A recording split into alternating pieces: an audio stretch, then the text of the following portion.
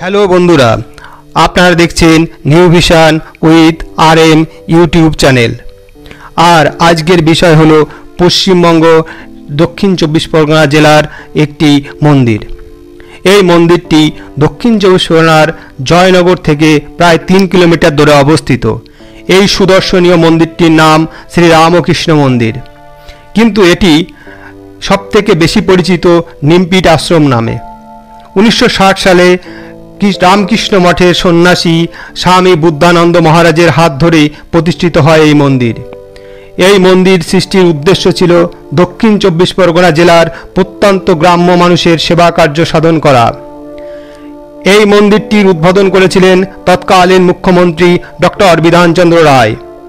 এই আশ্রমকে কেন্দ্র করে গড়ে উঠেছে স্কুল, কলেজ, ITI কলেজ, যার দ্বারা একদিকে যেমন শিক্ষার আলোকে বিকিরিত করেছে, অন্যদিকে এই অঞ্চলের মহিলাদের স্বনির্ভর করতে প্রতিষ্ঠিত হয়েছে মহিলা স্বনির্ভর গোষ্ঠী।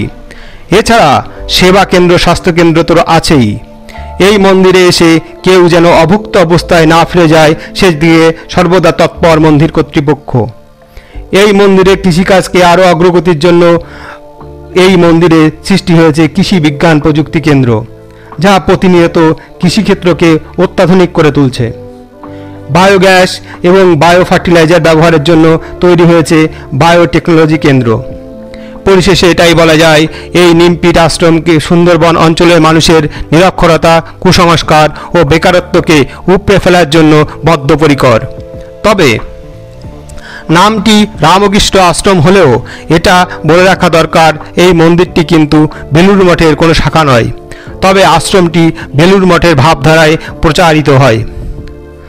এই আশ্রমের একটি শাখা রয়েছে কুলতলি থানার অন্তর্গত কৈখালিতে, যেখানে আপনি মাতলা নদীর তীরে আপনার ছুটির দিনগুলো অনায়াসে কাটাতে পারবেন বিভিন্ন বুকিংয়ের মাধ্যমে।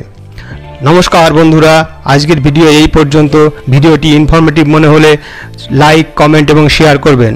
আর চ্যানেলটিতে নতুন হলে চ্যানেলটি অবশ্যই সাবস্ক্রাইব করে বেল আইকনটি ক্লিক করবেন, যাতে পরবর্তী ভিডিও সবার আগে আপনার নিকট পৌঁছায়।